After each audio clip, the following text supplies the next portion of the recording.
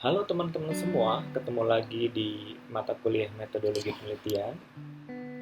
Di pertemuan 3 kali ini, yaitu materi yang akan kita bahas yaitu proses penelitian. Nah, topik yang kita bahas pertemuan 3 kali ini yaitu kaitannya dengan proses research. Kemudian masalah ini kita coba lihat secara umum. Kemudian kaitannya dengan pengumpulan data. Selanjutnya informasi penting untuk riset. Kemudian survei kepustakaan. Selanjutnya penulisan bahan kepustakaan untuk telaah pustaka. Kemudian kita akan coba bahas mengenai definisi masalah. Selanjutnya kaitannya juga dengan implikasi manajerial dan isu-isu etika. Nah, sekarang kita coba bahas mengenai tujuan pembelajaran.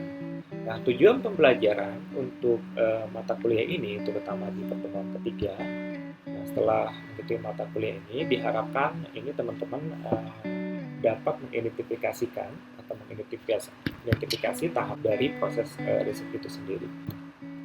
Penelitian dimulai dari pengamatan, kemudian dilakukan identifikasi permasalahan, kemudian adanya dari identifikasi masalah, kemudian kita coba kembangkan kerangka teori dan asesi jaringan. Selanjutnya kita dari kerangka teori kita tentukan hipotesis. Selanjutnya kita konstruk konsep definisi operasionalnya, kemudian kita rancang penelitiannya, kemudian kita lakukan pengumpulan data. Setelah data terkumpul, kemudian kita analisis data, selanjutnya kita interpretasi data, selanjutnya adalah pembaruan teori. Jika itu kaitannya dengan penelitian dasar, berarti itu kaitannya dengan pembahasan teori. Jika penerapan, ini merupakan hasil dari penelitian penerapan. Nah, selanjutnya kita lihat metode ilmiah. Ini ada kaitannya dengan deduktif dan induktif serta gabungan keduanya. Nah, sekarang kita lihat di mana perbedaan induktif dan deduktif ini. Nah, ini berkaitan dengan pendekatan. Nah, kalau kita lihat untuk yang pola alur induktif ini dilakukan di bidang sistem informasi, ya, dengan metode penelitian. Misalnya studi kasus, survei, ini menggunakan pola-pola alur induktif. Nah, sedangkan induktif ini berkaitan dengan biasanya dari ilmu-ilmu alam, konsep bagaimana sebuah dibangun dari kerja membangun penjelasan sesuatu. Ini sifatnya objektif, yaitu berorientasi terhadap verifikasi, kemudian ada observasi yang dikontrol, kemudian di sini kita lihat menggunakan skala numerik, ya, berbasis pola alur deduktif. Pertama, mulai dari pengumpulan teori yang ada. Ini berarti ini sifatnya umum. Dari teori yang ada, kemudian kita hasilkan konsep. Dari hasil konsep, kemudian kita rumuskan. Berarti ini sudah khusus terhadap rumusan hipotesis, berarti khusus. Nah, kita uji hipotesis tersebut, baru kita tarik kesimpulan. Yaitu perbedaan antara induktif dan deduktif.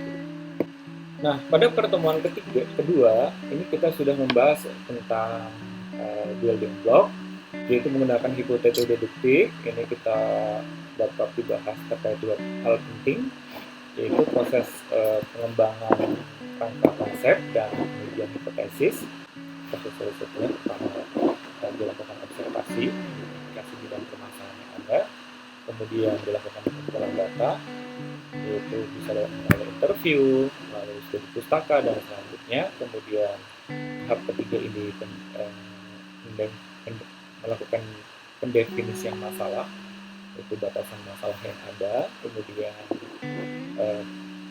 yang proses keempat ini kerangka teori, yaitu variabel yang sudah didefinisikan dan diberi label.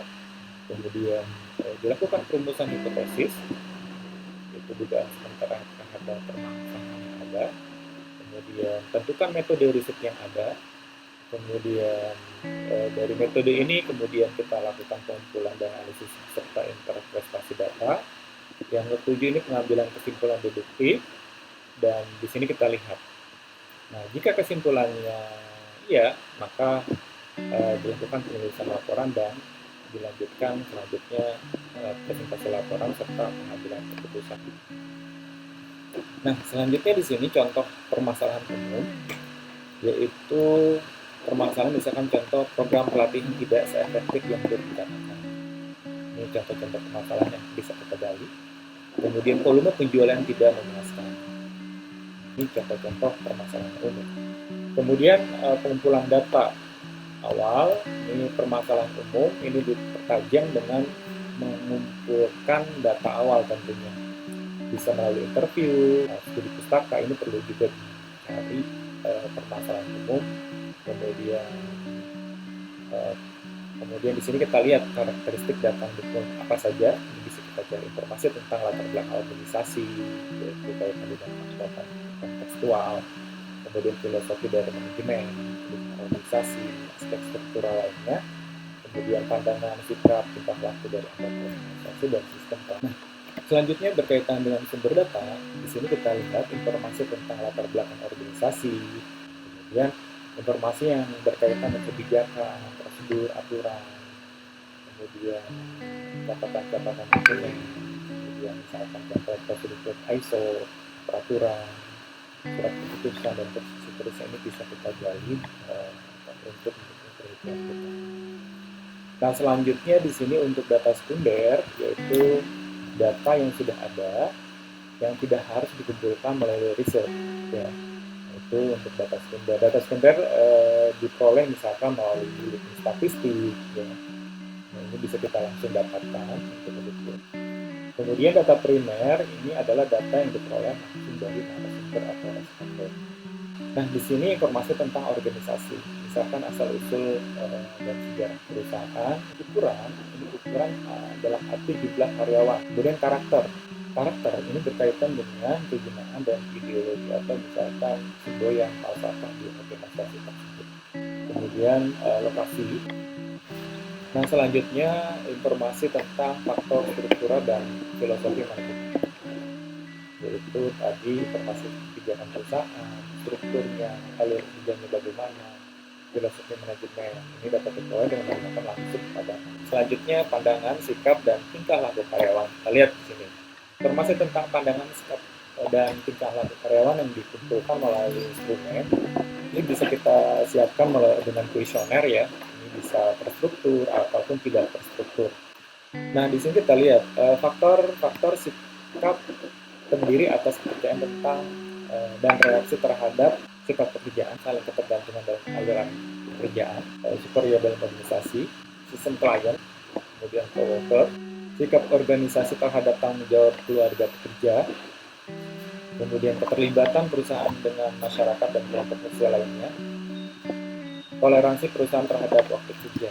Kita lihat di sini survei perpustakaan apa saja. Survei perpustakaan adalah telaah dokumen komprehensif dari sumber-sumber baik yang diterbitkan ataupun yang tidak diterbitkan dari bidang disiplin yang menarik perhatian peneliti. Alasan penting kenapa? Nah, ini kita lihat variabel penting yang dipengaruhi situasi masalah tidak diabaikan. Kemudian ide yang lebih jelas bisa muncul. Kemudian pernyataan masalah ini dapat dibuat lebih tepat, lebih jelas. Perincian, mengulang pengembalian, terkini dapat dikuras, kemudian tidak mengulang pekerjaan. Kemudian masalah diamati, dianggap relevan dan bagaimana pelaksanaannya. Nah, pelaksanaannya ini kita mulai identifikasi dari berbagai sumber yang tersedia untuk topik penelitian. Kemudian kita olah informasi yang relevan di dalamnya, itu misalnya online. Misalkan identifikasi sumber yang relevan dari database bibliografik, abstrak, dan naskah lengkap. Survei perpustakaan ini ekstraksi informasi yang relevan, kemudian bahan telah pustaka. Kita coba lihat dari ekstraksi bahan pustaka. Ada 3 hal yang penting survei media. Identifikasi pertanyaan apa saja yang nanti kita letakkan ke responden. Kemudian, nah di sini kita lihat contoh-contoh masalah yang didefinisikan dengan baik. Kita lihat di sini semuanya kalimat tanya.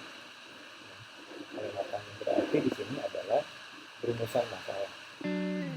Contohnya seperti ini. Bagaimana kemasan baru mempengaruhi penjualan produk? Kemudian bagaimana peran iklan mempengaruhi terhadap cadangan konsumen.